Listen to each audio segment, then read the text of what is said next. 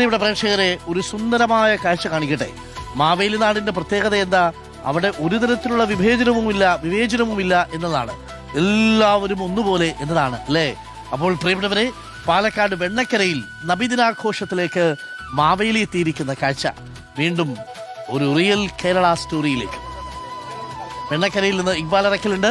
ഇക്ബാൽ അറക്കൽ, നബിദിനാഘോഷത്തിൽ പങ്കെടുക്കാൻ മാവേലി എത്തിയ കാഴ്ചയാണ് കാണുന്നത്. നബിദിനവും മാവേലിയുടെ വരവും ഒരേപോലെയാണ്. നമുക്ക് മലയാളികൾക്ക് ഒരു വേർതിരിവുമില്ലാതെ വളരെ സന്തോഷത്തോടു കൂടി എല്ലാ ആഘോഷങ്ങളും നമ്മൾ പങ്കുവയ്ക്കുന്നു. മാവേലി നബിദിനാഘോഷ പരിപാടിക്കിടെ വന്നപ്പോൾ എങ്ങനെയുണ്ടായിരുന്നു ഇക്ബാൽ?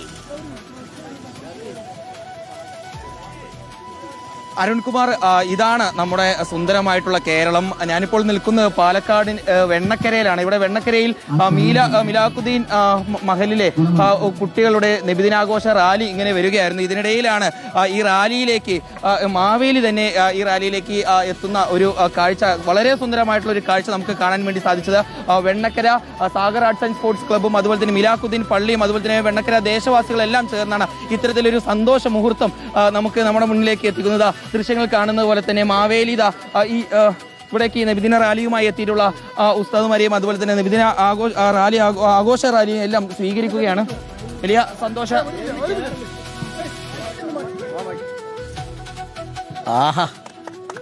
അരുൺകുമാർ, ഇതിനും വലിയ സന്തോഷ കാഴ്ച നമുക്ക് മലയാളികൾക്ക് വേറെ എന്താണ് ഉള്ളത്? വലിയ സന്തോഷം. പിന്നെ നമ്മുടെ ചരിത്രത്തില് ഇതൊക്കെയാണ് മതസൗഹാർദ്ദം നിലനിർത്തി, അങ്ങനെയാണ് നമ്മുടെ ഇന്ത്യയുടെ പാരമ്പര്യമുള്ളത്. അങ്ങനെ തന്നെയാണ് തിരുനബി ലോകത്തെ പഠിപ്പിച്ചതും. അക്രിം ജാറക വലൗ കാന കാഫിറ, തൻ്റെ അയൽവാസി ഇതര മതവിശ്വാസിയാണെങ്കിലും സൗഹാർദ്ദത്തോടെയും സ്നേഹത്തോടെയും ജീവിക്കണമെന്നാണ് തിരുനബി അവിടുത്തെ അനുചരന്മാരെ പഠിപ്പിച്ചത്. ആ സന്ദേശം ഉൾക്കൊണ്ടുകൊണ്ട് തന്നെയാണ് ഞങ്ങളും ഇവിടെ ഒത്തുചേർന്നിട്ടുള്ളത്. എല്ലാ ജനങ്ങളും തമ്മിലുള്ള ഒരു ഐക്യമാണ്, അത് തന്നെയാണ് നമ്മുടെ ഈ സന്ദേശം. അതെ, എല്ലാവരും ഇതേ ഐക്യത്തോടെയും സൗഹാർദ്ദത്തോടെയും സ്നേഹത്തോടെയും ജീവിക്കണമെന്ന സന്ദേശമാണ് ലോകത്തോട് മൊത്തത്തിൽ നമുക്ക് സന്ദേശമായി തിരുനബിയുടെ സന്ദേശമായി അറിയിക്കാനുള്ളത്. ഇവിടെ തന്നെയാണ്. സന്തോഷമായി, ഹാപ്പിയായി. എന്റെ വക ഹൃദയം നിറഞ്ഞ ഓണാശംസകളും നബിദിനാശംസകളും നേരുന്നു. അരുൺകുമാർ, ഇവിടെ നമുക്കൊപ്പം ഈ സാഗർ ആർട്സ് ആൻഡ് സ്പോർട്സ് ക്ലബിന്റെ ഭാരവാഹികളായിട്ടുള്ള അബ്ദുൾ ഷുക്കൂർ ഉൾപ്പെടെയുള്ള ആളുകളുണ്ട്. ഇത് യാദൃശ്ചികമായിട്ട് ഉണ്ടായതാണ്? തീർച്ചയായിട്ടും ഇത് യാദൃശ്ചികമായി ഉണ്ടായതാണ്. ഇന്ന് ഉത്രാട ദിനമാണ്, അതുപോലെ തന്നെ നബിദിനമാണ്. അപ്പോൾ രണ്ടും കൂടി സംഗമിക്കുക, അത് ഒരു ഐക്യത്തിന്റെ സന്ദേശമാണ്, ഒരു നന്മയുടെ സന്ദേശമാണ്. ആ സന്ദേശത്തിന് മുമ്പിൽ ഞങ്ങളും കൂടി ഒത്തുചേർന്നു. ഇവിടെയുള്ള എല്ലാ ജനങ്ങളും അതിനോടൊപ്പം ഐക്യത്തോടൊപ്പം നിൽക്കുകയാണ്.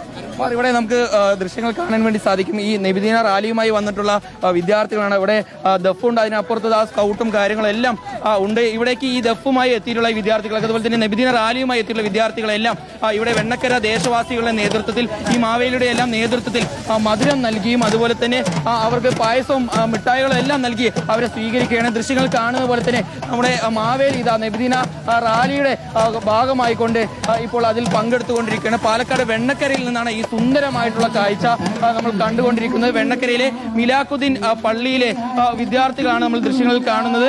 അവരെയാണ് വെണ്ണക്കരയിലെ ദേശവാസികളുടെ നേതൃത്വത്തിൽ ഇപ്പോൾ സ്വീകരിക്കുന്നത്.